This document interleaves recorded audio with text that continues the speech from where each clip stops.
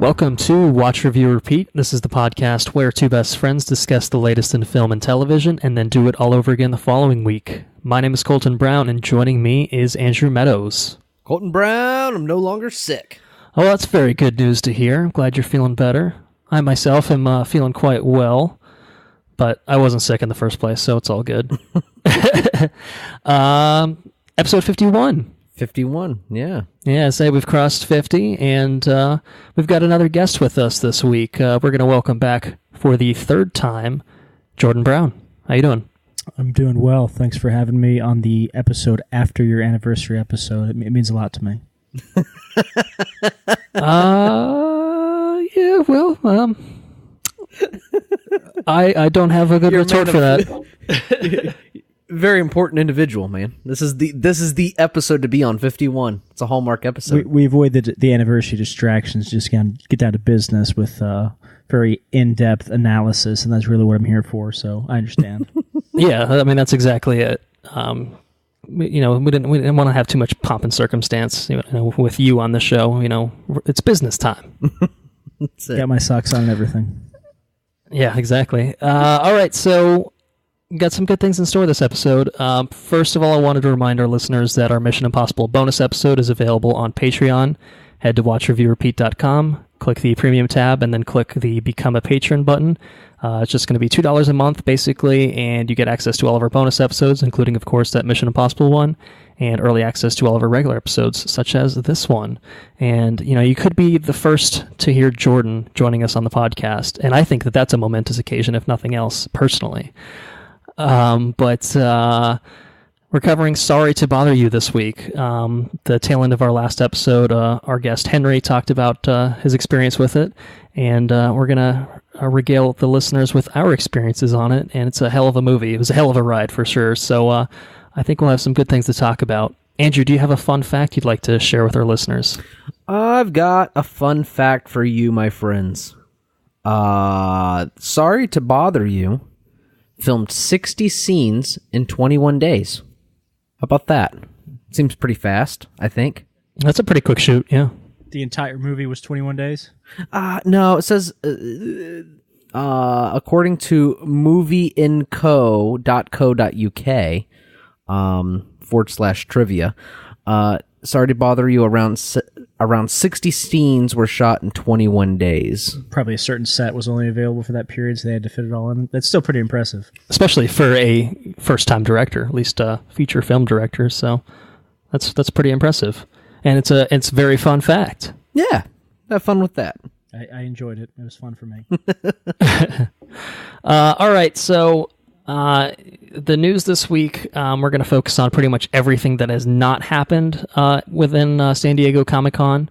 We're going to save that for a future episode, otherwise we'd be here for several hours. We might do that anyway, but in the interest of kind of keeping things rolling, we're just going to keep the news cold down to just kind of things that have happened in the past week outside of Comic-Con. And the first thing I wanted to talk about is the passing of a producer, director, voice actor, panelist, Jon Schnepp. He was a big panelist over at Collider, which is probably what I'm most familiar with as far as his work is concerned. But he also did direct the documentary film that I have wanted to watch for the longest time and never actually gotten around to it. Now seems like an appropriate time. It's called The Death of Superman Lives, What Happened. Mm-hmm. It's just basically a documentary feature about the Superman Lives project, which was the Tim Burton it was going to be a Tim Burton directed Superman film starring Nicolas Cage, which it certainly would have been something. Just those two components alone, I think, make it something that's like, okay, what the hell happened here? I think Kevin Smith was involved with it, writing it at some point. I know he's talked about it on kind of his shows that he's done as well. So it's sad to hear about his passing. He was 51 years old, suffered a massive stroke that left him unconscious on life support, and he passed away maybe a week or so after that, unfortunately. So well wishes to his fiancée and family, and rest in peace, Mr. Schnepp. So moving into the latest in film and television, we're going to start with something that is actually news that broke I guess 2 or 3 weeks ago, maybe 2.5 weeks ago. I specifically saved it for this episode in the hopes that Jordan would join us because I feel like this is something that's near and dear to his heart. Gundam getting a live-action adaptation over at Legendary. And, yeah, I mean, it seems like something that, you know, I feel like maybe they were testing the waters with all these, you know, monster movies. Pacific Rim, Ready Player One even had a Gundam in it, you know, in that third act. So it's finally happening. What do you think about this, Jordan?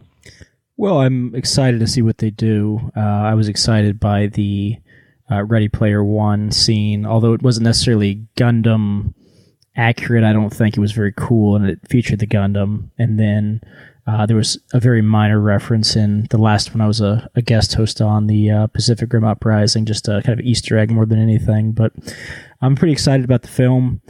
They announced a lot of Gundam things in the works coming up. I kind of would have expected this to be a retelling of 0079, the original story, but what I'm aware of is apparently it's set like 30 years later in the storyline, so like a separate individual work that's still part of the overall timeline. Although with Gundam, there's several different alternate timelines. Basically, they had a story to tell that didn't fit into one universe, so they created a new universe, and this is, my understanding, a bit later in the original universe. I will say, however, for those who aren't aware, this is actually the second live-action Gundam film. There was horrible film called G Savior. It's Canadian, and you can tell it's Canadian because there's a U in the word savior. I think it was a Canadian-Japanese co-production, and it's horrible. Came out around 2000, horrible special effects, horrible story, horrible acting. I'm hoping this will be better. I think I saw a story a couple days ago that they're not looking to cast, you know, some The Rock type character to be the lead. You know, Gundam historically has had like a 15-year-old kid who, for plot reasons or whatever, manages to get behind the Gundam. I don't know if I'm down for that. If they can make it work, great. One of the better stories in Gundam is actually the 8th MS team, which is adult soldiers, basically, but a more grounded story, basically ground warfare during the original war, and it's very well done. So that would probably be the way I would lean if I was developing a film, kind of more of a soldier story with, obviously, giant robots. But we'll see what they do. I'm hopeful it'll be something entertaining. Less hopeful it'll be something good, but still hopeful for that as well. Well, you never know. You never know. Andrew, what do you think about a Gundam movie? Yeah, totally what Jordan says. Are you as familiar with the lore as Jordan is? Okay. No, definitely not. But I like giant robots, so hopefully it's I just want an entertaining giant robot movie, and I would definitely prefer little kids not be the pilots of these giant robots. Yeah, we got a bit of that in Pacific Rim Uprising, didn't we? Yeah, I'm not. I don't know. It doesn't really do anything for me. I'd prefer to see. Yeah, soldiers are cool, man. I think that'd be all right. So, I will say, in a lot of cases, because they're kids, they act like kids, and you don't like the characters at the start, but then you really come around as they show growth as a character. Not to say that an adult can't have growth too, but that's one of the.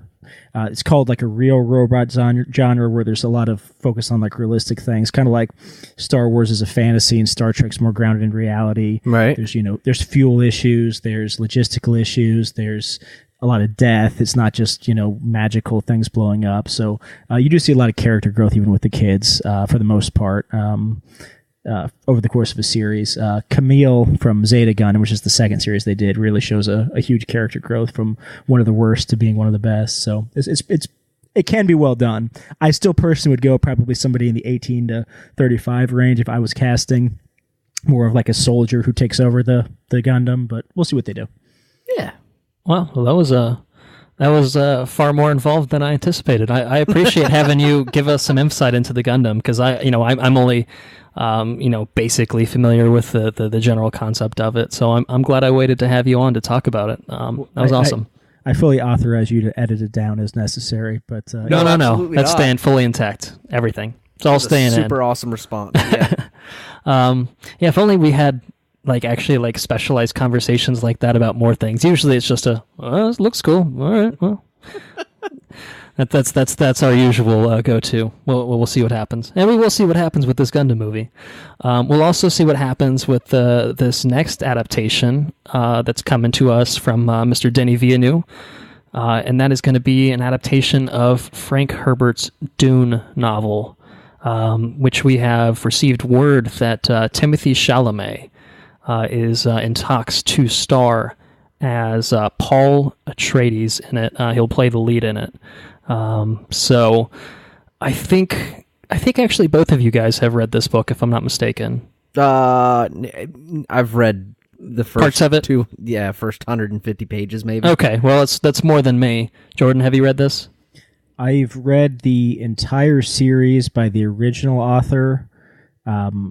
I started the first book written by his son. I think it's his son and Kevin Anderson, who I know did Star Wars books back when the extended universe was a thing with like novelizations. It was not good. So I mean, this is an adaptation from what it sounds like of the first novel. So they're good as long as they stick to that, and maybe not so good if they intend to advance past that. Is that kind of the gist of things? No, I think there's a couple books they could go into. So what I will say is the original Dune was written back in the 1960s, and it looks like, I'm actually looking it up now, there were 1, 2, 3, 4, 5, 6 that were written by Frank Herbert, so I would have read all of those. It takes place eventually over the period of like thousands of years, actually, not even 1,000. Holy shit. It moves, so the first one follows Paul, second one, Dune Messiah and Children of Dune, do feature Paul, but mostly his children, and then God Emperor and beyond are the ones that really move down in the timeline. And so the first one's been made into a movie, not well received. I think it was in the 80s. It had Kyle MacLachlan as Paul. And then Children of Dune, Messiah of Dune were made into a TV miniseries. I guess the Dune was also made into a TV miniseries, and then the two sequels were made into one miniseries. And I remember liking those back in the day. I think they were the Sci-Fi Channel had aired them, but I could be wrong about that. And a little fun factoid of myself is that James McAvoy was, I think his name is Leto Atreides, who's the son of Paul Atreides in the Children of Dune miniseries. So it definitely would have been one of his first roles. It was fairly long ago. Looks like 2003 is when that was released. That would have been pretty early in his career. So I'm looking forward to it, especially with the director. Day one, ticket guaranteed. Hopefully it's good. Hopefully it does well enough to justify at least a few of the stories being told in a visual medium. But either way, the story is self-contained enough that even if it's just Dune, finally done in a really compelling way, that would be worth it for sure. Colton, did you ever see the original Dune, the movie? I don't think so. I think we've had a similar conversation on a previous episode where you asked me the same thing, and I also told you the same thing. I think you have it on Blu-ray, don't you? Yeah, it was pretty shithouse. But the core material seems like it could be interpreted pretty cool. So yeah, and it's certainly in capable hands with Mr. Villeneuve. Yeah, so I'm pretty excited about it. A fun fact about that is that Sting of musical fame plays a main character in the 1980 version. So I think I did know that. I did not know about Mr. McAvoy's presence, though, and might not be the last time we talk about Mr. McAvoy this episode. Timothee Chalamet, I think he's a strong actor. I mean, he's building a pretty ridiculous career for himself for how young he is, but Call Me By Your Name last year was great in. I think we saw the trailer for Beautiful Boy a few weeks back with Steve Carell. Looks good in that. And he was in Lady Bird, too, which I kind of half-watched recently again. So, I as someone not really familiar with the source material, Timothee Chalamet and Denis Villeneuve are enough for me to go in. And, it's sci-fi. I usually enjoy sci-fi things. So, yeah, sounds good. Looking forward to it. First of the trailers on the list this week is the second trailer that we've received for Bohemian Rhapsody, the retelling of the story of Freddie Mercury and Queen. And got some more footage, obviously, with this new trailer, and another look at Rami Malek as Freddie Mercury and the other band members as well. How'd you guys feel about this new trailer? I don't know if I'm just getting used to seeing him as Freddie Mercury. But this one I didn't have a problem with like I did the first one. I found the first one, I thought his look was very distracting. I think we called it a cosplay, Freddie Mercury. But I didn't have the problem with this one. So I don't know. We'll see how it goes. I'll go see it. I can tell you that. So I thought it was a decent trailer, nothing spectacular. Obviously intercut with the songs and the music, which is kind of the primary interest in Queen. Obviously Freddie Mercury's life as well. I'm interested to see it. I will say, as far as his look, it doesn't bother me. It didn't really bother me in the first one. I'll say from certain angles he really looks like him, other angles he doesn't. The only thing that really bothered me is the teeth he's wearing really stood out to me and were very distracting. But not enough to, not see the movie or anything like that. So I'm casually looking forward to it. Yeah, and it has the unfortunate stink of Bryan Singer's involvement as well. So that's a bit unfortunate. Sucks, because it seems like Rami Malek's really trying to, he definitely seems to be giving it his all, prosthetic teeth and all. So, I'll give it a look. Hopefully it's not neutered in kind of the way that it's rumored to have been as far as Freddy's life story, but we definitely see elements in the trailer here of at least bisexuality for Freddie Mercury. So this is one that I will take the tried and true. We'll wait and see on it approach, because I think it could be good, but it just as well could be bad. I really don't know. So I'm interested to see kind of how it shapes up. Moving forward, we have some casting news for the upcoming Spider-Man Homecoming sequel, titled Spider-Man Far From Home. First cast member that is joined, aside from, of course, Jake Gyllenhaal, who is still expected to play Mysterio. The new addition that we have is J.B. Smoove. There's no information given on his role. The only thing that I know him from is Curb Your Enthusiasm, and if he portrays the same role as he does from that show, then he's going to be telling Spider-Man to get in that ass a lot, so that could be fun.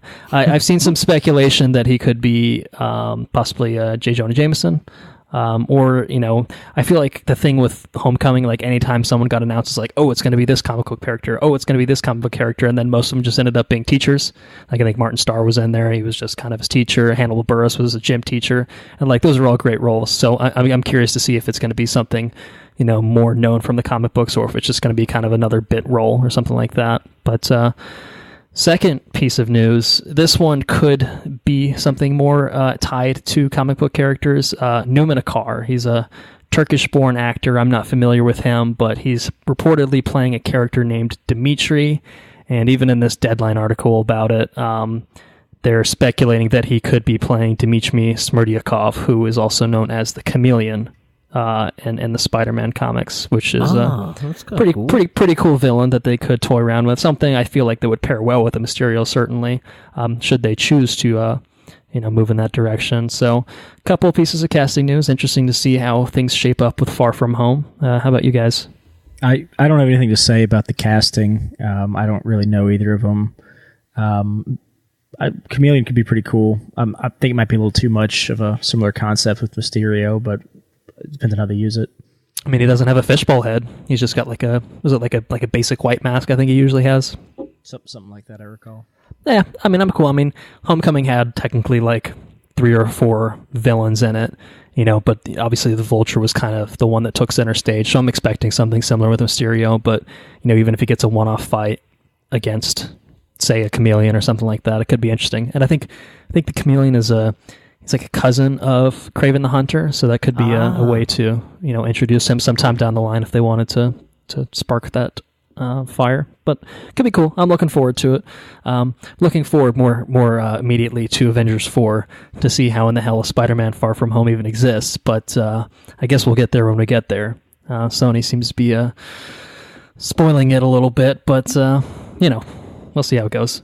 While we're talking about Marvel Studios, they are ever closer to acquiring the 20th Century Fox properties of the X-Men and Fantastic Four, because Comcast has officially dropped out of the bidding war with Disney for the 21st Century Fox assets.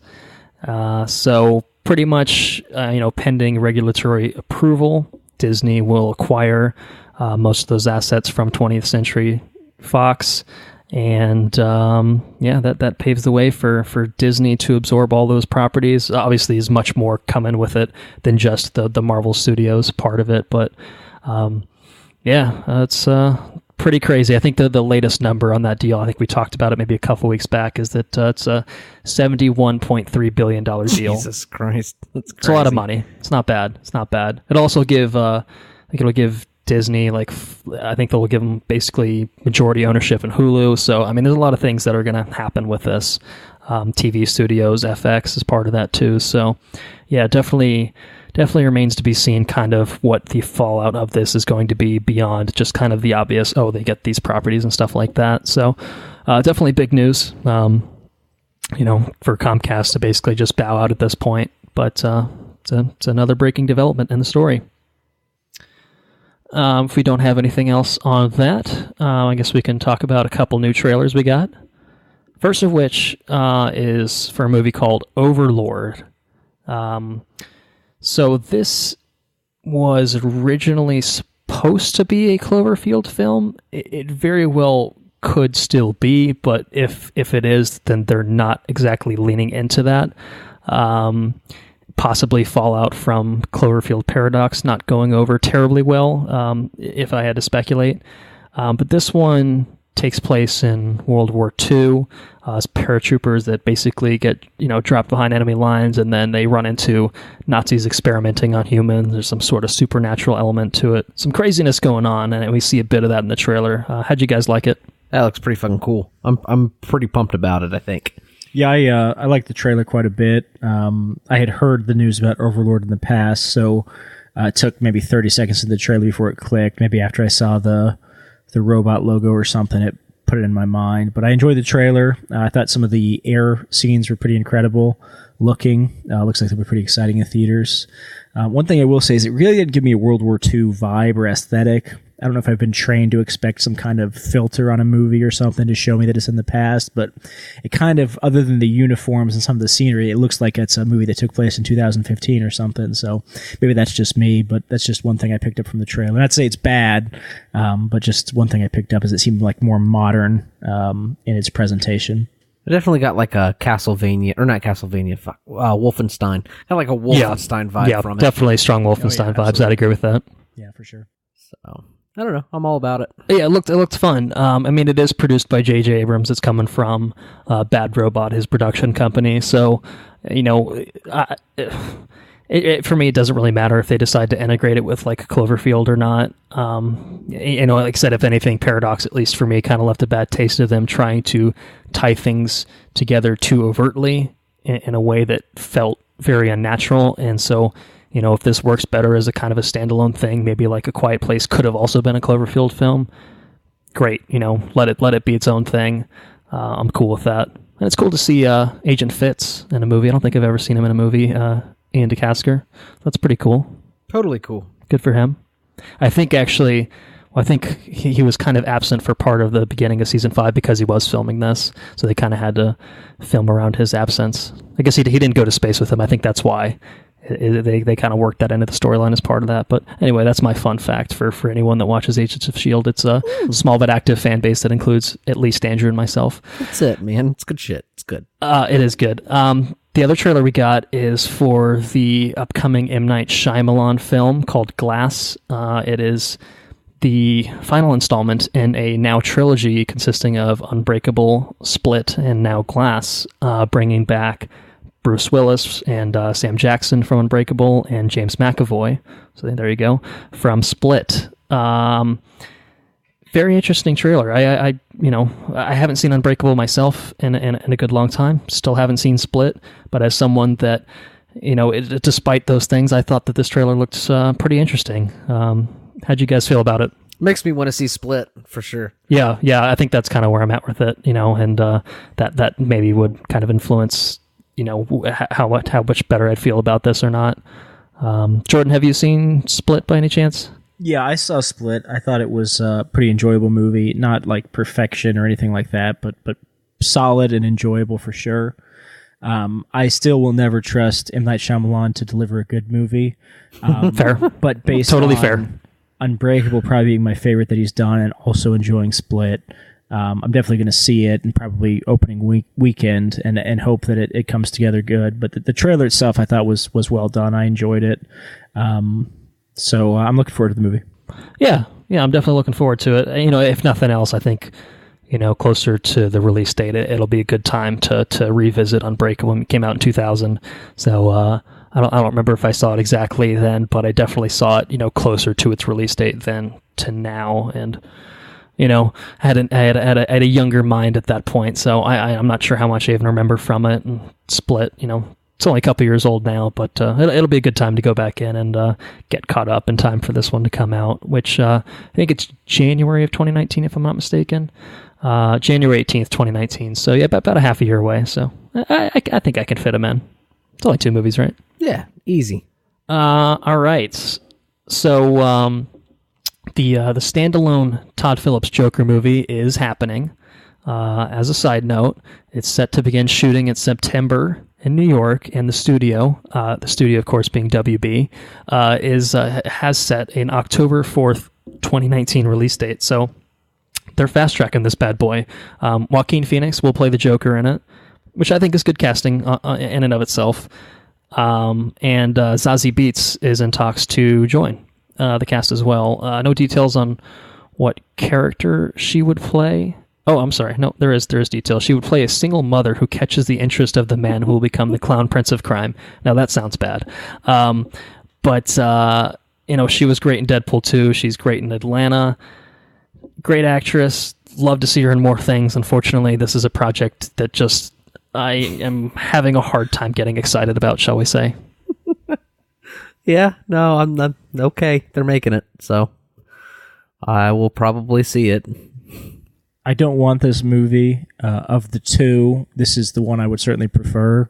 And it looks like it's got a strong cast, so at least it's got that going for it. We'll see. Yeah, and I guess, kind of by the nature of it being a standalone thing, not tied to the DCEU or whatever the hell they're calling it these days, I guess it could be fine, but Joker Origin Project, just those 3 words together don't make any sense, do they? Am I crazy? We don't need it, but it is what it is. I guess we're going to get it. Yeah, I don't know. I mean, it's happening. I guess there's not much we can do about it at this point. Jordan, we had a conversation, I don't know if it was today or maybe yesterday. I live with Jordan now, as a side note for our listeners who are tracking the progress of my living situation. Only for the next day. I'll be leaving tomorrow morning. But we were having a conversation about we've had Jared Leto as the Joker. We're going to have Joaquin Phoenix as the Joker. Obviously, we've had Heath Ledger, Jack Nicholson, Cesar Romero in the past. You had an idea that it took me a second to wrap my head around it, but once I did, I was on board. And I'll let you kind of take it from there. I don't recall what the genesis of this idea was. I think it was a sarcastic suggestion as alternatives to play the Joker that Jared Leto played in Suicide Squad, and so I jokingly threw out Shia LaBeouf. And then in hindsight, actually looking at his body of work and his intensity, I actually came around to the idea that I'd actually be very interested to see the kind of performance he could give. I think he might actually be able to pull it off. No, that's pretty awesome. So that's it's it's one of those things. Like, if I was going to reboot the DC universe, in terms of their cinematic universe, I probably wouldn't cast Shia LaBeouf. But in retrospect, with the benefit of hindsight, if you could go back and replace Jared Leto with Shia LaBeouf in that role, I would have been 100% game. I think it would have improved the movie as a whole. I mean, wouldn't take much to improve that movie as a whole, but I think that is one small step. I think he could totally do it. I mean, he would rock that role for sure. So it's a pretty good call, right? Yeah. So last bit of movie news for the week. This kind of came out of left field. This was a pretty crazy story. James Gunn has been removed from Guardians of the Galaxy Volume 3 in the wake of some old tweets that he posted on Twitter about, I think they range from close to a decade ago anyway. So I think all of us have at least kind of taken somewhat of a look at what the tweets were. And they were basically edgy jokes, touching on areas like pedophilia and rape, and obviously very taboo subjects. But the whole thing, the way this developed, is kind of where I have issues with this. Just to kind of get my thoughts out. I mean, basically, Disney hired him, back however many years for Guardians of the Galaxy 1, and he was a known quantity at that point. These tweets were a known quantity at this point. You know, you can't tell me that Disney didn't know about it, because there's articles that you can, you know, go back to that date and see where he discussed those and say, hey, you know, that was kind of me before. You know, I'm trying to, you know, garner reactions and shock people online. And, you know, I've kind of evolved from that person and tried to become a different person now.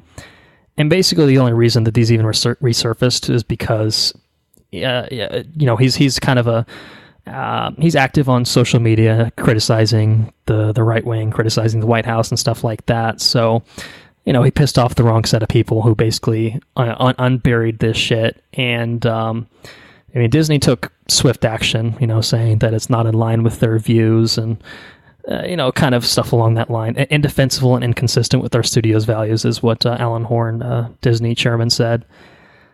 But I don't know. I mean, maybe you guys feel differently about this, but if you look at kind of the nature of the jokes, yeah, they're not good jokes. There's nothing funny about them. You know, there's something that I would never, ever in my life even imagine kind of typing out online and sending. Like, that to me blows my mind. But it's pretty in line with all of his previous work. I mean, you look at kind of where his career came from. You know, he was doing weird B-movie, schlocky, horror, gross-out type shit. Like Slither, even Super kind of has a lot of elements of that. I don't know. I just, you know, I get the optics of Disney kind of saying, you know what, we don't want to associate ourselves with this. This is going to, you know, blow up in our faces. But they knew about it, you know. It just seemed like, oh, you know, we're just now learning about this. Like, now we have to take action. Like, that seems, I don't know, hypocritical to me personally. But again, maybe you guys feel differently. Yeah, I don't know, man. I don't know. There's just there's a shade, you know. There's a shade of shit right now, you know. And I guess Disney's just trying to do little PRing. I guess, you know. It's just easier to cut it out than it is to deal with it, I suppose. Right, and I get the response in the sense that this is the easy thing to do, is just to, you know, cut him loose.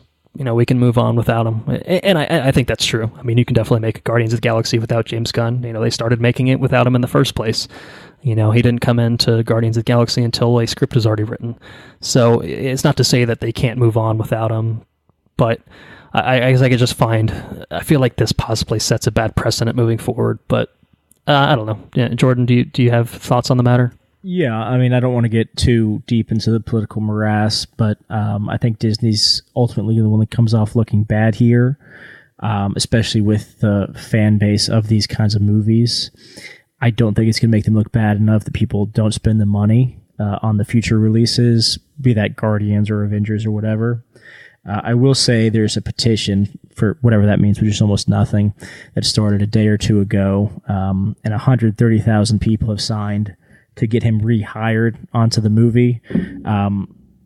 What I will say, again, without trying to get too political, is in the abdication of responsibility to be morally upright and act in correct ways, I think going back to, for example, the bathroom bill in North Carolina, corporations responded to that in a public relations kind of way, in a way that you feel like a government should respond to certain things, but the government's actually creating the problems. So just like the internet is an amazing utility that has soured, in my view, and I think in a lot of people's views, for how it's been misused in a lot of different ways, from, you know, the dark web and pornography and the dark web and Unfriended, the recently released movie.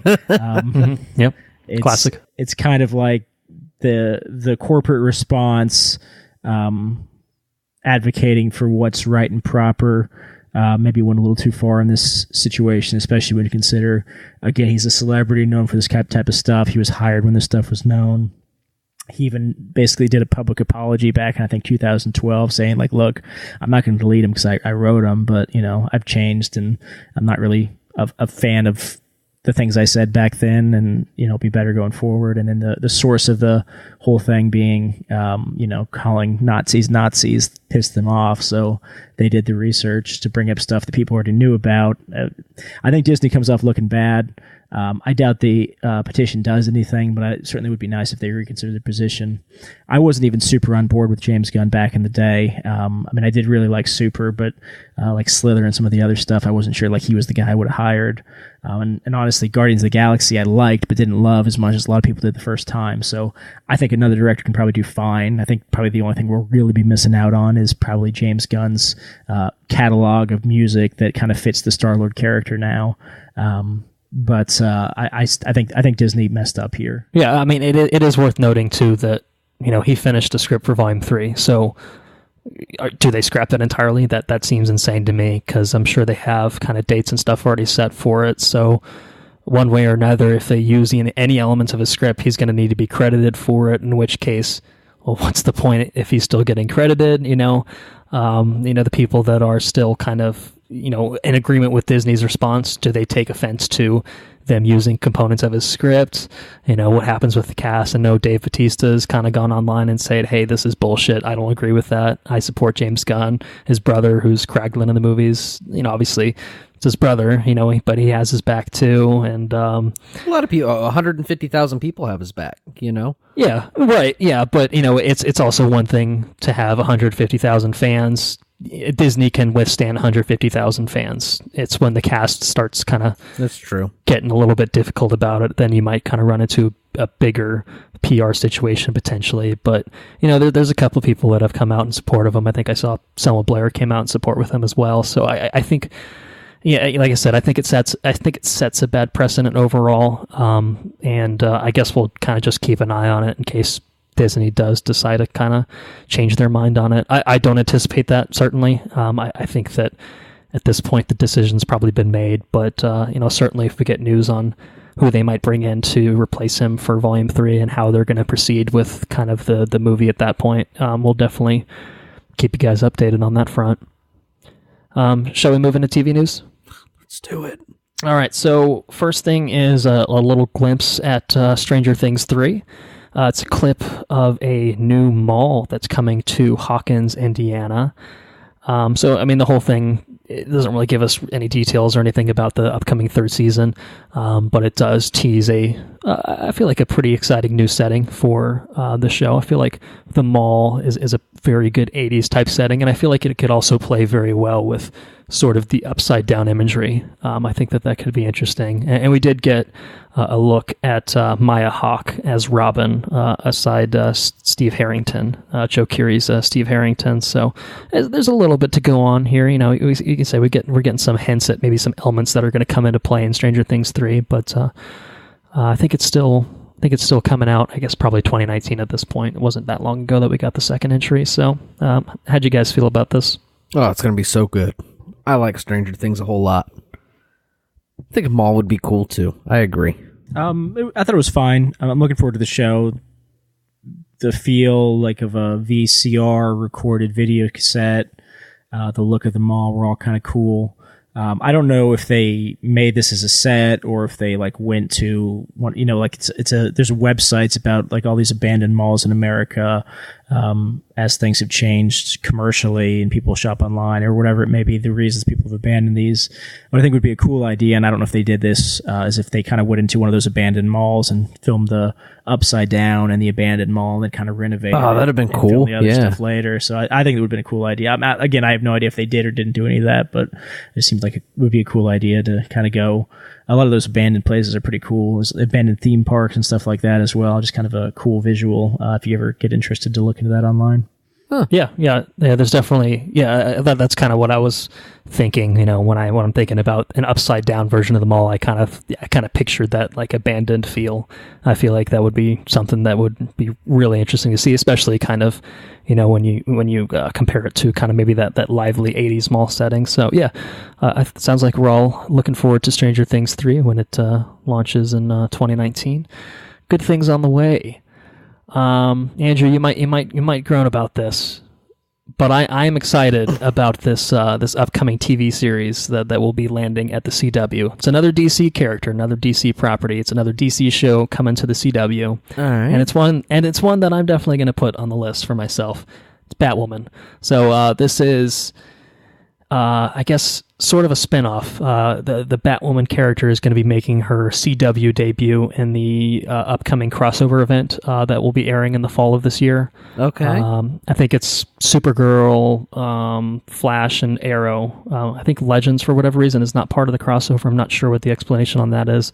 But she's going to make her debut there, and then she's going to have her own show at that point.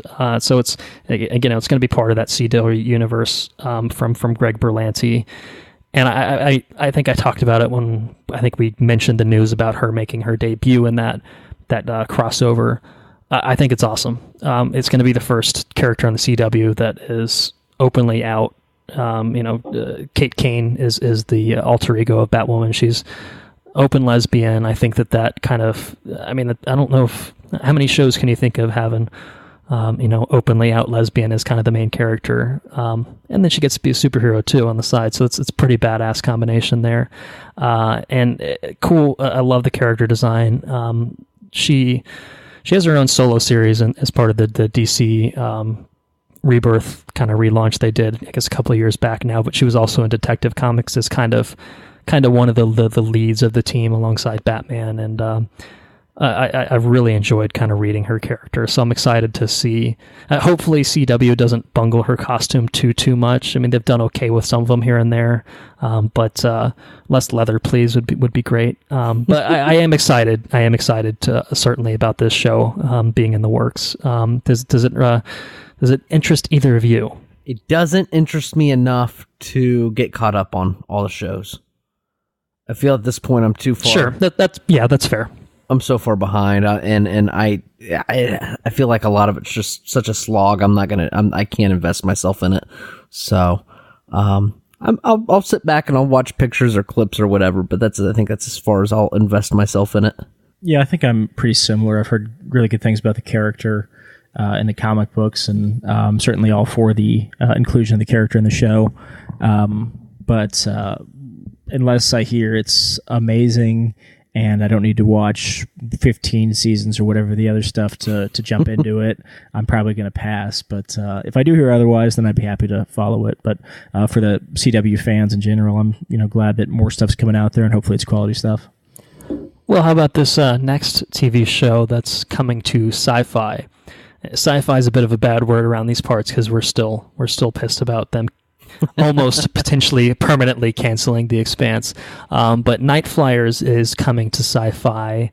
I know we got a first look quite a way back, but now we have a proper trailer for it. It's based on the novella of the same name and a series of short stories written by Song of Ice and Fire writer George R.R. Martin.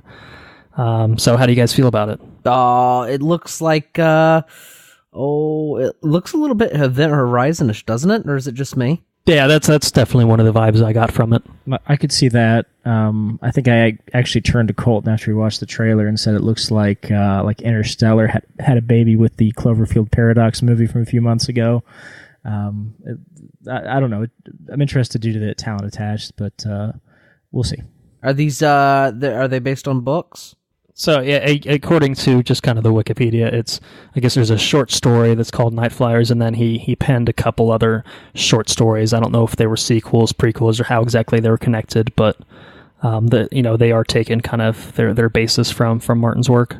Right on, man, right on. I'm all about it. Give it to me. It's sci-fi shit, and I like sci-fi shit. If it's good, it will get canceled prematurely, so hopefully someone will pick it up in a few years. That's it. We got a teaser as well for another show called Homecoming. Really not much to go off of. I mean, this is pretty much as teasery as you can get. But it did deliver probably the two most pertinent pieces of information, that it's going to be directed by Mr. Robot's creator, Sam Esmail, and it will star Julia Roberts. So... The former gets me extremely excited. I'm still a season behind on Mr. Robot, unfortunately, but the first two seasons I think are fantastic.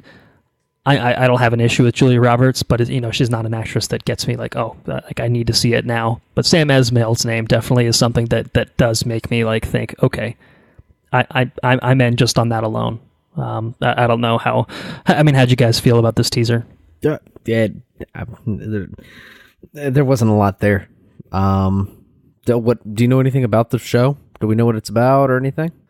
I can give you a premise. It's a psychological thriller that centers on Heidi, who is Julia Roberts' character. She's a caseworker at a secret government facility and a soldier eager to rejoin civilian life.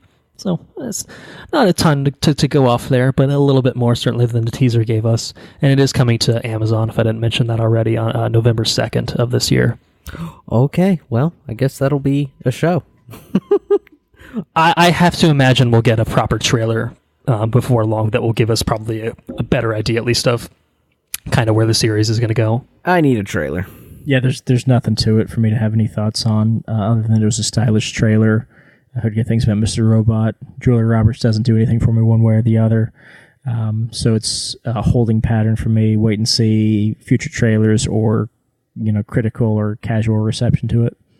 All right. Well, that leaves us at our last piece of television news, which is that Buffy the Vampire Slayer is getting a reboot. It is. And Joss Whedon will be involved here. And so will Monica Owusu-Breen. She's going to be the writer, executive producer, and showrunner of this. And probably the most interesting wrinkle, and probably the wrinkle that might ruffle a few feathers, is that the new Buffy is going to be African American. So I'm fine with it. Personally, I don't know that Buffy needs to be rebooted, remade, or what have you, but it's I guess it's one of those shows that, looking back now, it's old enough that it's kind of probably out of the mainstream consciousness, and so maybe updating it for the new generation, and certainly having Joss, I think, involved, the original Buffy creator. I think that certainly lends some credibility to this project. So, last week we talked, and I thought I saw all of Joss Whedon's stuff, but that is not. I've never watched Buffy the Vampire Slayer, or what's the other spinoff? I think it's Angel. Is that right? Angel, yeah. Mm-hmm. I've never seen any of those before. So, yeah, I'll watch a reboot. I'm not invested at all in the series, so.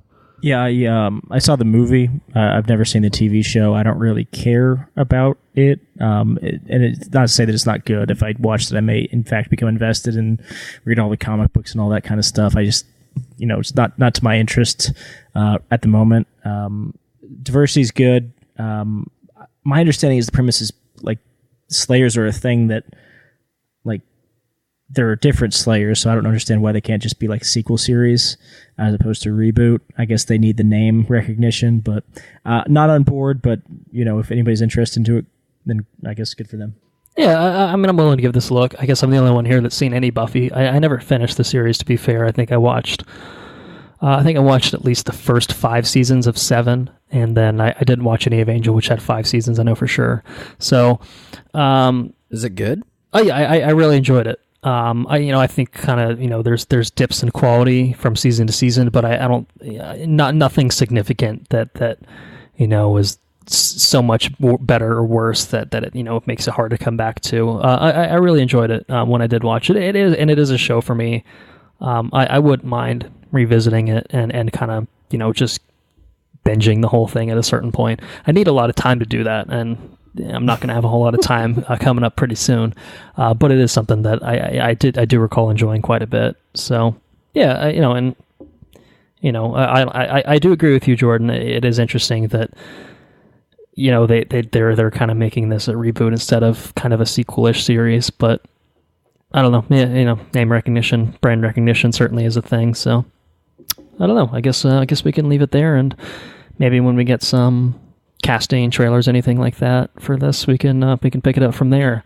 So I guess we can move on to the main content for this week, a movie by the name of Sorry to Bother You. It's written and directed by Boots Riley, stars Lakeith Stanfield, Tessa Thompson, Jermaine Fowler, Omari Hardwick, Terry Crews, Patton Oswalt, David Cross, Danny Glover, Stephen Yeun, and Armie Hammer. How do you describe a movie like this? I will try to set the stage. In an alternate present-day version of Oakland, telemarketer Cassius Green discovers a magical key to professional success, propelling him into a macabre universe.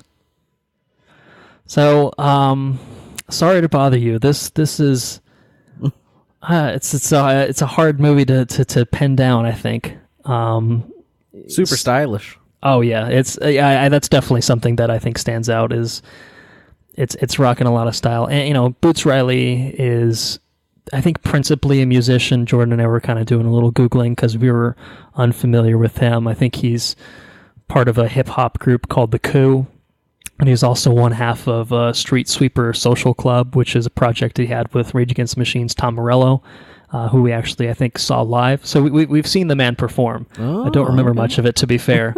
But this is his directorial debut. It's his writing debut as far as, feature films are concerned. And I think that for someone to make a movie like this, it's the same thing with Jordan Peele and Get Out. I think they had something to say. It was a case of they've got this very specific notion in their head that they want to express. They've got a lot of kind of emotions and feelings and stuff that they've kind of experienced in their life, and say, hey, how do I condense this into a package to present to the mainstream? And you don't see movies like this very often. I will say that, and I think that is a testament to the quality of this movie, at least as far as I'm concerned, because it's a super unique movie in its own right, but I think it's just incredibly well crafted, oozing with style. There's a lot going for it, I would say. It's an incredible movie. I thoroughly enjoyed it. Yeah, it's a lot of fun. There's a lot beneath the surface, I think, and thought all the actors and actresses did a fantastic job. Tessa Thompson, I really like Tessa Thompson. And Lakeith Stanfield's good too. They're all good. Everybody's good. Armie Hammer's a badass. He's there's and the motherfucker with a pirate or with the eye patch in the hat. Who's that guy? Do you know who plays him? I'm not sure. No. Oh, that dude's a badass too. They're also everybody's cool in this movie. I really enjoyed it. The alternate universe shit's crazy. It's I don't know. It's a crazy movie. But yeah, it's got a lot to say. The eye patch guy is Omari Hardwick. I'm not personally familiar with him, but apparently he was in the A-Team movie, Kick-Ass, some Tyler Perry stuff. So not a huge star or anything, but just very cool screen presence. As far as the movie goes, I think, especially if you consider it's a first-time film director, it's shockingly well done. I think having a really exceptional cast, I'm sure helps with that. And I kind of wonder, going back to Get Out, if some of these actors were in Get Out, or at least Lakeith Stanfield was. I'm not sure that anybody else was. Kind of aware of the impact that movie had, which is a similar kind of a satire film with a lot to say about the state of society. Kind of got these guys to be interested in being in the film or not. But really well done. A lot to say and very stylish in the way it was presented.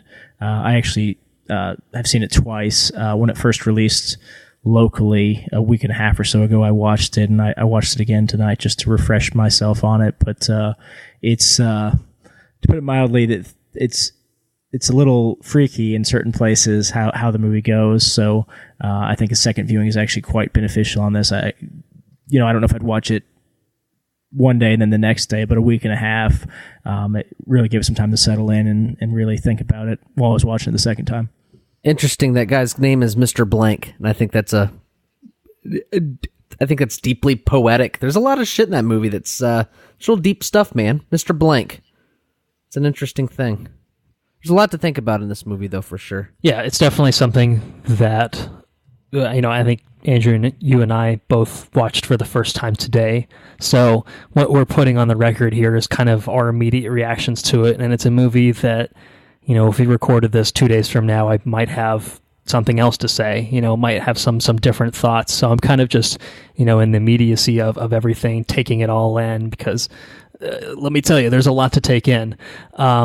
Definitely will benefit from a second viewing for sure. Yeah, and I think I expressed as much to Jordan, that just kind of the way that the movie is structured, way things play out, there's so much going on that I don't know that you can really properly process everything on a single viewing, and I think that there's probably lots of things kind of seeded throughout that maybe hint at things to come throughout the movie that aren't so obvious to a first-time viewer.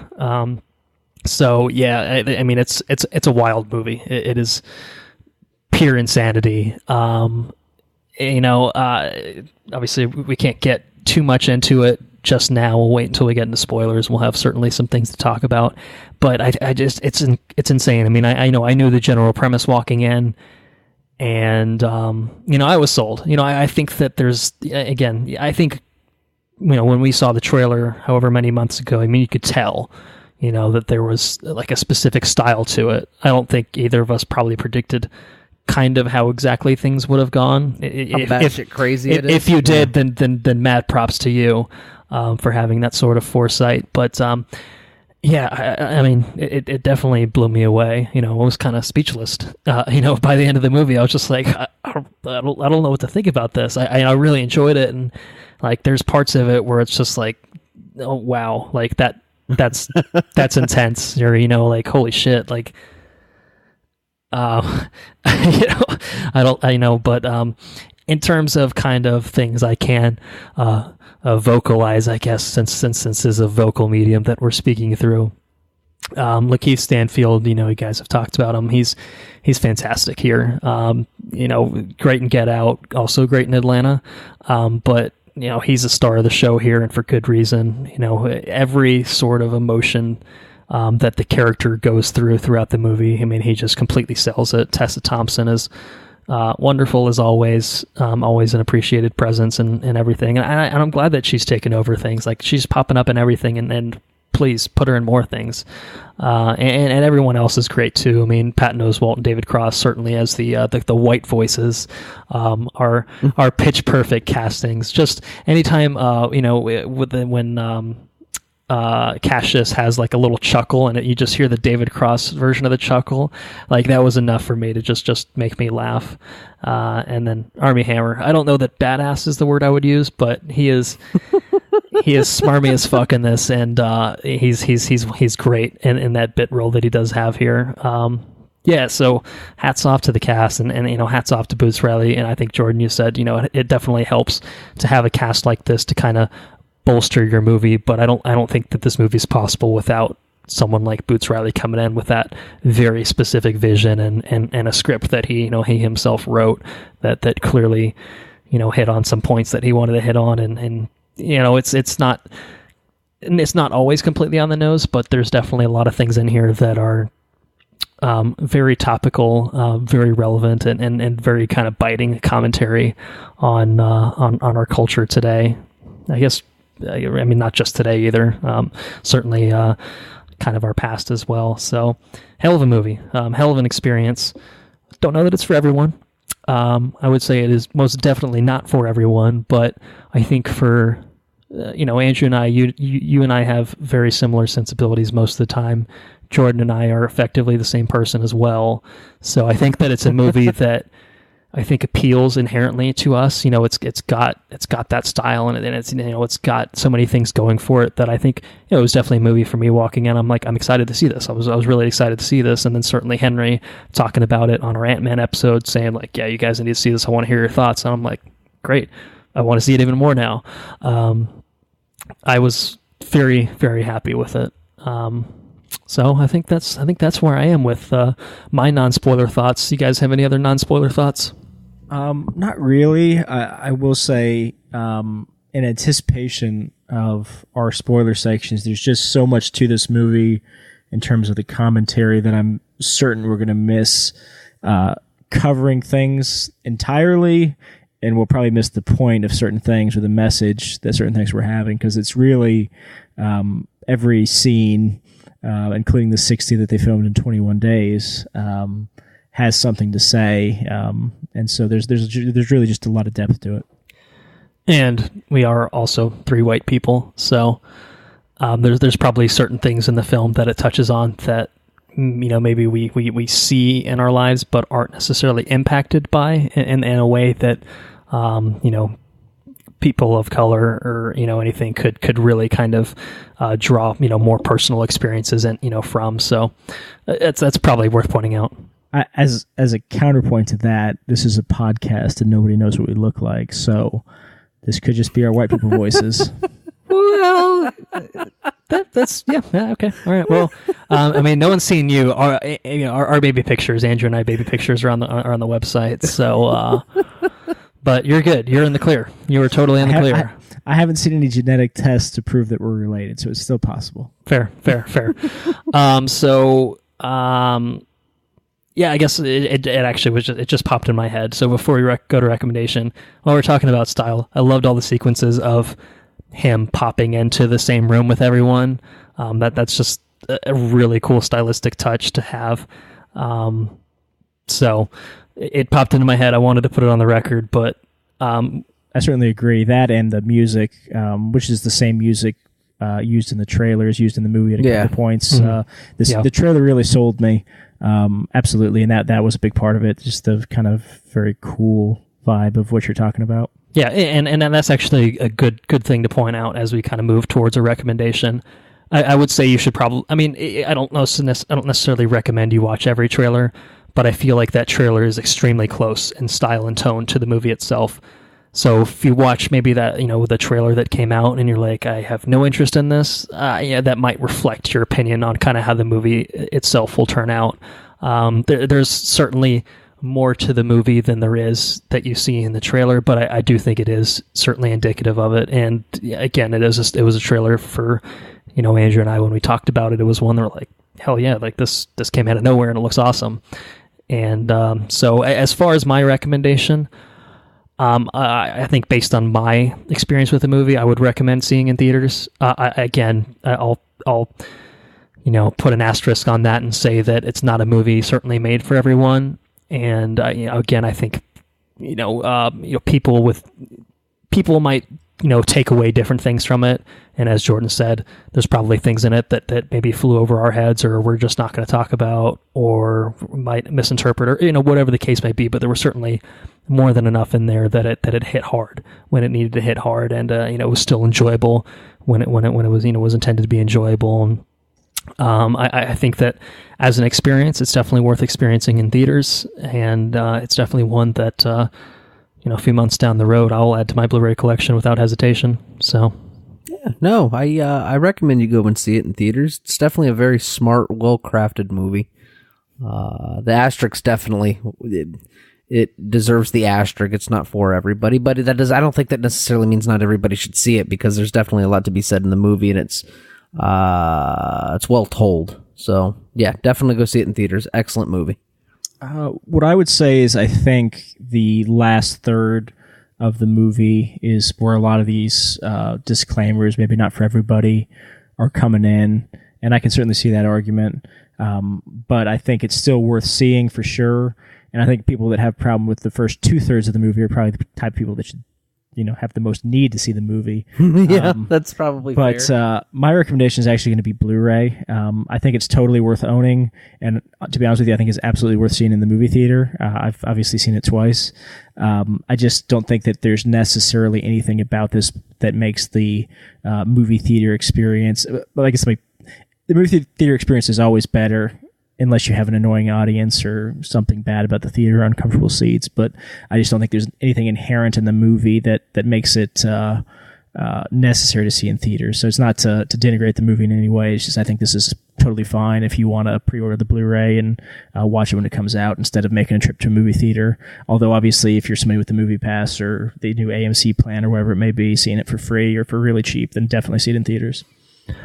Well, that's a fair response. You guys ready to jump into spoilers? Yeah.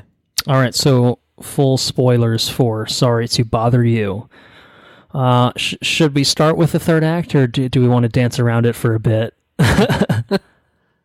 Shit really goes off the rails real quick, doesn't it? Yeah, with the introduction of some Equisapiens. Yeah. I mean, that third act is completely insane. I think probably the most immediate comparison I would draw with a movie like this, Hereditary most recently, in terms of just kind of shit hitting the fan. and also Mother last year, of just things just gradually escalating to the point of just, holy shit, what is even happening right now? But I think even this one might be even more batshit than some of those, because I feel like, this one, well, I think I was kind of reading about it online. I think there are certain hints towards kind of like genetic editing and alterations and stuff like that. But, having seen it the first time, I was just not ready for anything along those lines. I mean, certainly, there's a point where he goes through the olive door and sees something he's not supposed to, at least, not yet. He wasn't supposed to see it at that point in time. And, you watch the video. There was a general sense of unease where it kind of transitioned into a very horror-esque feel to it. But I can definitely say I was not expecting horse people. No. Let's say. Yeah, I think the horse people, the makeup wasn't super convincing. That may have been intentional or not, but they were still very freaky and just kind of took things in a quite unexpected direction for me, because the first 2/3 are basically exactly what you get from the trailer. And I think if it just follows that to a natural, not necessarily logical, but a natural conclusion in the last third, same lessons are learned by our characters, but in different means. That's totally fine. But I think it's more memorable and impactful for the way that it was done. And it certainly, I guess just takes to the extreme the I can't remember what the name of the company was, Armie Hammer's company. It's regardless. Or free. I don't know. I can't remember. I feel like Freeze in there, but regardless, the whole just the exploitation aspect of it taken to the extreme, and they're not people, they're machines, and they're slaves, and so it's. I think maybe the movie makes itself more memorable for doing that. Something that I certainly am not going to forget. Anytime I see a centaur type character in the future, or anything to do with horses, maybe even, I feel like it leaves a more lasting impression, which is probably a good thing for a movie that has something to say. Worry Free is the name of the company. I just looked it up. That's it. Yeah. One of the parts that hit me the hardest was when he got invited into that room with all the people sitting there, and he's telling them how we hunt the rhino, and then he shows the mounted rhino head, and then they're all chanting him to rap, and at that point I was like, oh fuck, it's kind of heavy. I feel like one of us might be able to do the rap. You want to do it in the spoilers? We're not spoiling anything, but does anybody want to do the rap for us? That's a negative. That's gonna be a hard pass from me. I'll pass. All right, well, I'm disappointed in you both. I do agree. That was the scene for me where it was just like, your stomach kind of sinks. You're like, oh fuck, like, oh man, that was rough to watch, certainly. Fucked up thing, man. I mean, he moves up and he's like, oh, I'm good. Like the conversation he has with Detroit about, I finally found something I'm good at, and this is like what I'm supposed to be doing.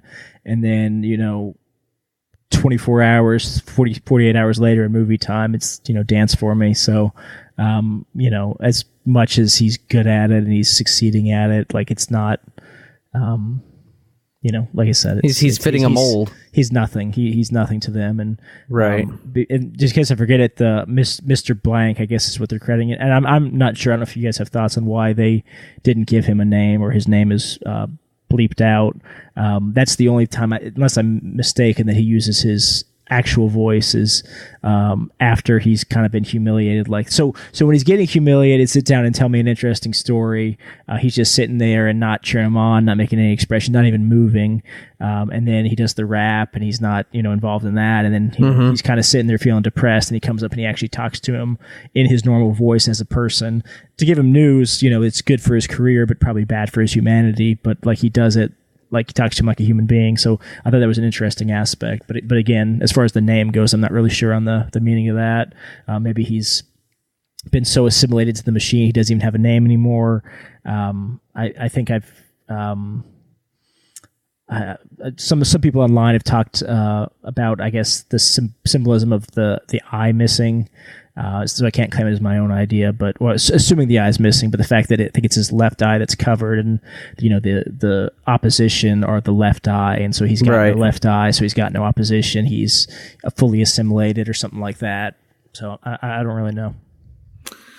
It's deep shit, man. It's deep shit. Yeah, you can't process it all. No, certainly not. I mean, there's a lot to really kind of tackle in a movie like this.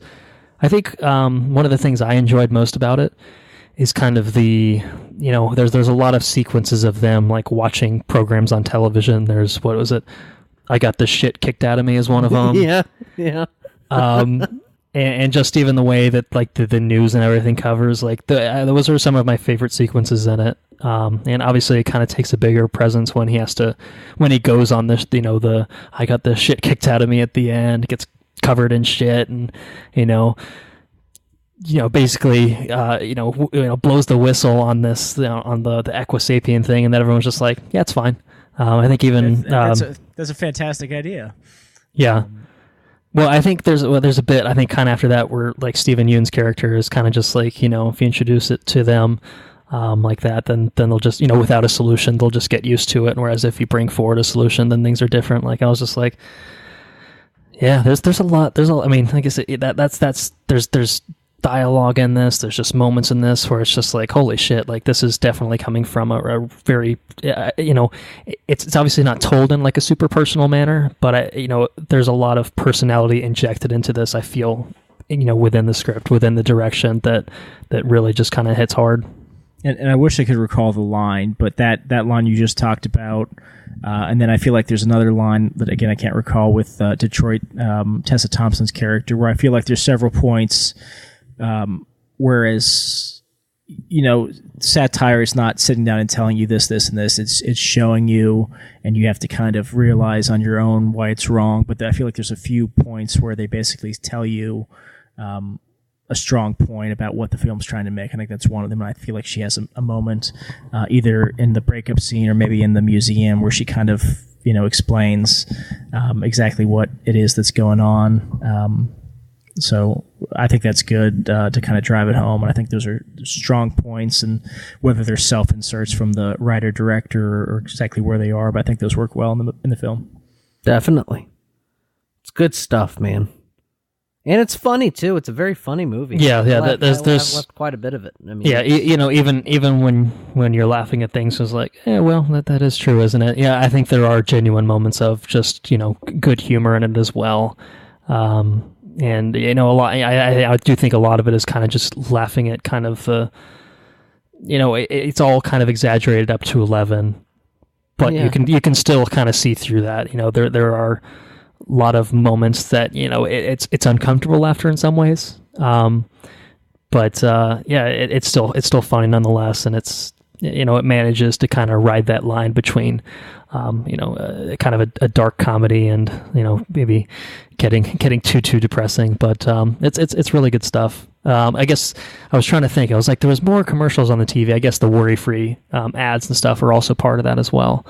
So the entire TV experience was very much reminiscent of Idiocracy for me. From the I got the shit kicked out of me to the ouch my balls, and I don't know if anybody's seen it. I feel like you might have seen it, but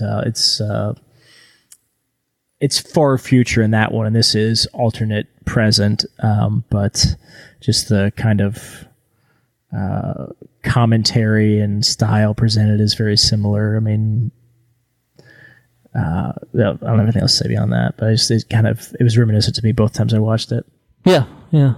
What do you guys think about the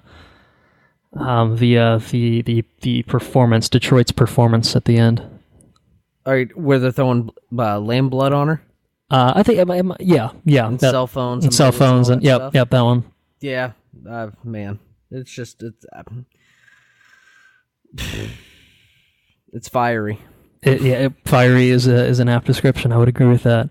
So I guess I didn't realize it at the time. I just thought it was Tessa Thompson kind of just doing her own kind of voice, but she was dubbed over by Lily James, Deborah and Baby Driver, And so it's interesting, I kind of read about it, I was just kind of reading up on responses. I think Boots Riley actually did an AMA on Reddit, which I was kind of briefly reading.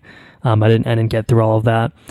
But, just kind of, I guess she kind of gives, Cassius, shit through, throughout the whole movie of kind of, not being true, like he's trying to find his place, and then he thinks he's found his calling, but it's kind of, contrary to the moral values, I guess, that they kind of share, but she still kind of has this whole... has her own voice. Well, she uses her white voice, when she's kind of on stage in this persona, and, I don't know exactly the whole of it enough to really kind of explain, but when I read it, I was just like, oh shit, there's so much to unpack in this movie. Like, that was just another thing. I'm like, oh yeah, okay, I mean, I kind of got it, watching the movie, but there's still so much that I kind of needed the gaps filled in for me, that I think that, yeah, certainly repeat viewings will do this one a lot of favors to really kind of solidify the experience. It's good. It's a lot of good stuff in here. So, I mean, as far as the performance goes, I think I'd mentioned this to you earlier. I'd actually seen The Last Dragon within this calendar year, and it's a very weird, very interesting movie with some very weird and interesting performances, including the one that she quotes. I think she's an interesting character. I think, Cash is obviously, like, you kind of see this guy put upon, and he's got the person who he is and the person who he needs to be to succeed, and kind of the internal struggle that finally reaches a breaking point. But she's kind of the foil to him. She's kind of like, well, you can't do this, this, and this. But at the same time, she uses her white voice, and, she lives with him, and she's totally cool with, getting the money and, living in the nice apartment and all that kind of stuff. But sticks closer to her principles. I'm like I said, there's a lot, I'm sure, of nuance that we are missing, but I just thought, I think she's certainly a more sympathetic character, a character more akin to who, the director thinks we should be, but not without flaw of her own, for sure. It was, at the same time, it was a pretty rough performance to watch, especially with those cell phones. The rest of it's humiliation and embarrassment, and but some pain as well, obviously. So it's an interesting piece. Well, it was fiery. Can't deny it. It was fiery, definitely. So I was looking at the cast list here. I didn't pick up on this at all. Apparently, the first Equisapien was portrayed by Forrest Whitaker. And the voice complimenting his sexual prowess in the elevator was Rosario Dawson, so that's cool. Yeah, that is cool. I wouldn't mind riding that elevator to work, to be honest with you. Give me a pump for my day. Yeah. I mean, that's a good way to.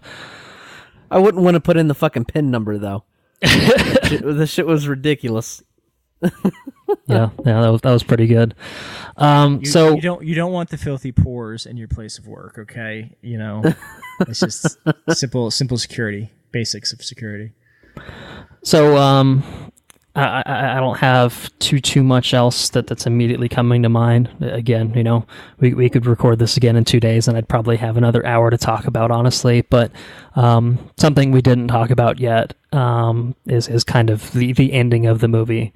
When things seem like they're okay, and then we see that the cocaine that Cash snorted was in fact the gene powder or whatever it was, and we kind of see the beginning stage of his transformation to an Equisapien, and then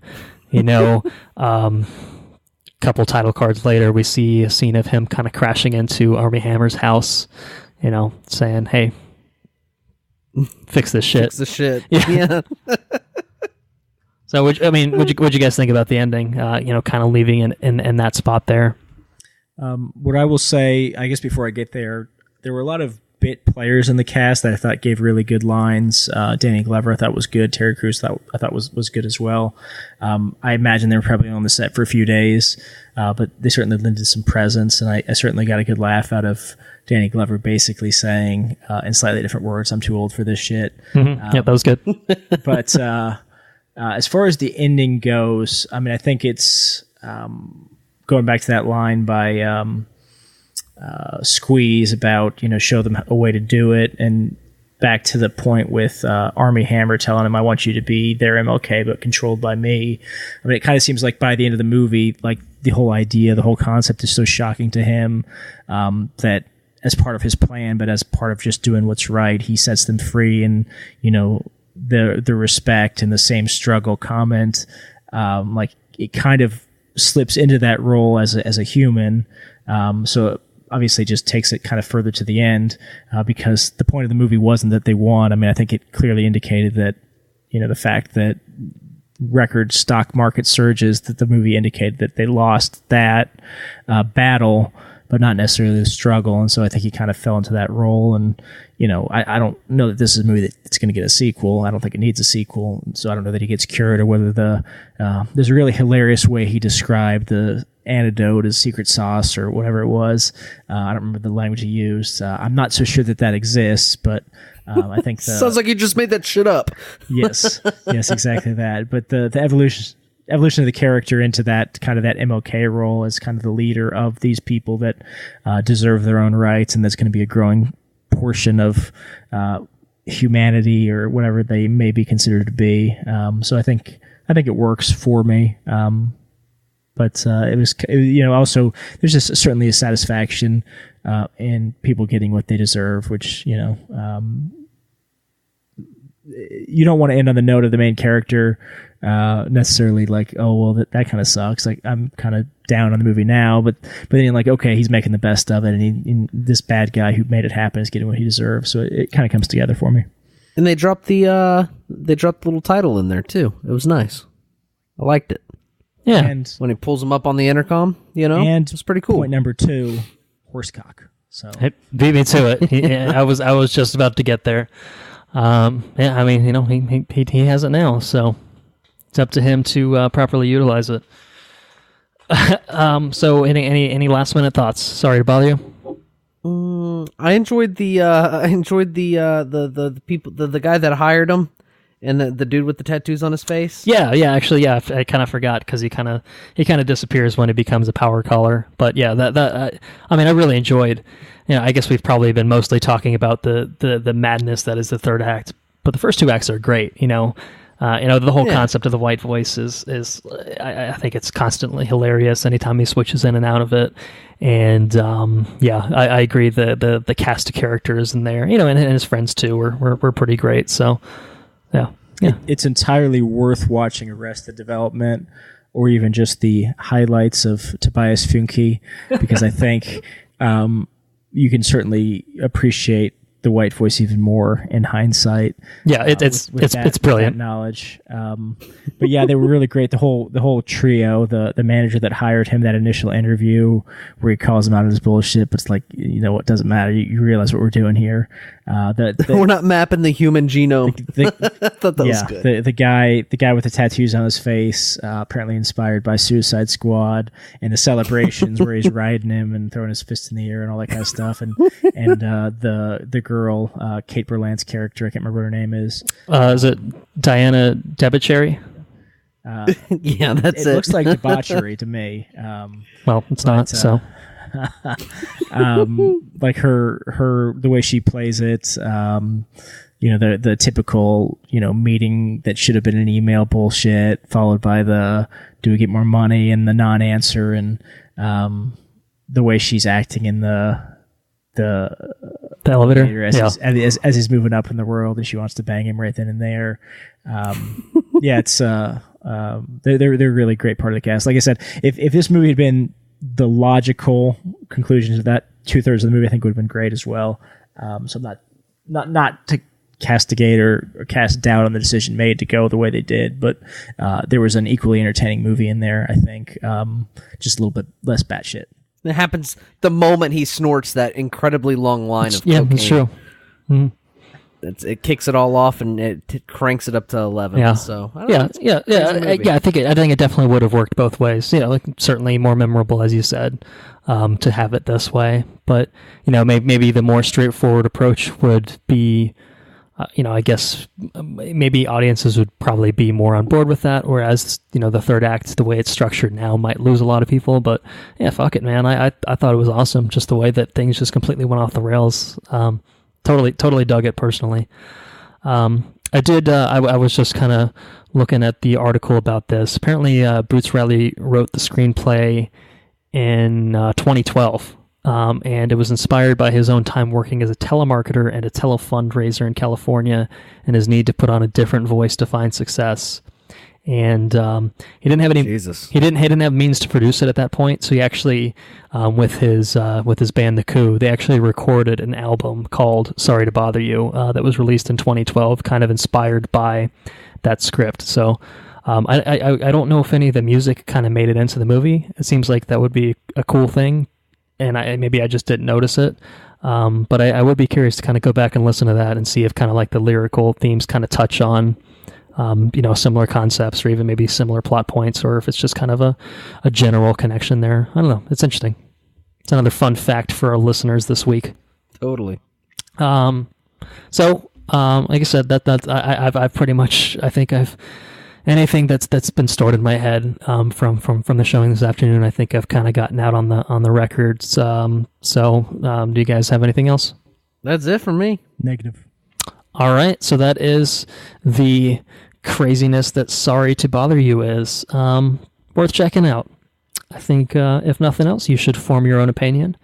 And if you listen to that spoiler section, maybe you're a little bit more prepared going in of kind of what is to unfold. But I think it's certainly something you could enjoy going in, kind of knowing about where it's going to go. But I think all three of us probably were not expecting that, and we all seem to enjoy it quite a bit. So there's that. Catching up.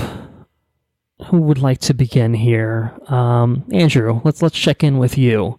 You're no longer sick. Have you been doing some things over the past week or so since we last recorded? I have. Well, it mostly started last night. I'm happy to report I went to the Walmarts last night, and I found the Robocop trilogy on Blu-ray for $10. Okay. Yeah, so I was pretty happy about that. I haven't watched any of them yet, but I'm definitely going to watch them. I also picked up the Avatar, Avatar: The Last Airbender. I had recommendations to watch that, so I picked the series up, and like halfway through season 1, and it's pretty decent. It's pretty good stuff. I'm enjoying it. Pretty funny, cute little show. And I think that's about it. I can't think of anything else I've really watched or anything. So that's all I got. I did pick up Robocop. I picked up a couple of other movies too. I think I picked up Super Troopers 1 and 2, Incredible Mr. Fox, and Isle of Dogs. Both of those had Walmart had they were like packaged together. So I picked both of those things up, and Avatar, and then Robocop. So that's what I've got. I feel like Robocop got listed like 4 times in that midst, but it tells me that you're excited to go in. First one's great. Next 2, not so much, but that's okay. Yeah, good calls on all. I've also heard very good things about Avatar, having not watched it though, but it is on the list, the ever expansive list. Jordan, you been up to anything? You've been watching video games, anything? Been hosting a leech upon my consideration, and my mother. So just to be clear, between the leech and my mother, the leech would be you. I can't. It's been a pleasure having you over. So we've gone out and done a few things, mostly food, and a few sights and sounds of San Antonio. Nothing too exciting. I don't really know that I've watched anything new recently. I rewatched Spider-Man: Homecoming earlier this week because I just felt like it, and it's a really, really enjoyable movie, and the Vulture's really great, but the star of the show is really the Shocker, obviously. The Shocker. I also have picked up Avatar and the sequel series, Korra. I haven't watched them yet. I still want to finish the last season of the Clone Wars, which is not really the last season because They put out the Lost Missions, which is not really the last season because of some stuff I guess you'll talk about in your next episode. Perhaps. Yeah, I don't really know that there's too much, just moving along in life. Do you watch the Hero Academia? I actually have the first season of that, but I have not watched it yet. I think there's three good. seasons. Is the third season on or fourth season on, something like that? It's been on for a while now. I think it's the third season. Yeah, so I heard good things, so I picked it up on a deal, but it's been a while ago and I haven't watched it, so it's in the to-do list. Highly recommend. But yeah, Colton, what are you up to? Well, I live in San Antonio for the rest of today, but I have been traveling about. So our previous stop prior to arriving in Texas was New Orleans, Louisiana, where we stayed for a couple nights. Had a good time, ate some beignets, we had some po' boys, had some muffalettas. Definitely the theme of the vacation so far is eating lots of food, and boy, I've been doing that in spades. Yeah, a good time out there. Good time here. A little bit more relaxing here. Obviously, we've got family here that I'm leeching off of, and a nice dog to keep me company. Nice shout out to Delta, who I'm now making the official podcast dog, and yeah. So that's cool. We're heading off to Oklahoma for a day, and then off to Nashville, Tennessee, where I've never been. After that, before we arrive to my new home temporarily in Chesapeake, Virginia, so that will be cool. So still got I'll be on the road for at least another, I guess, week or so.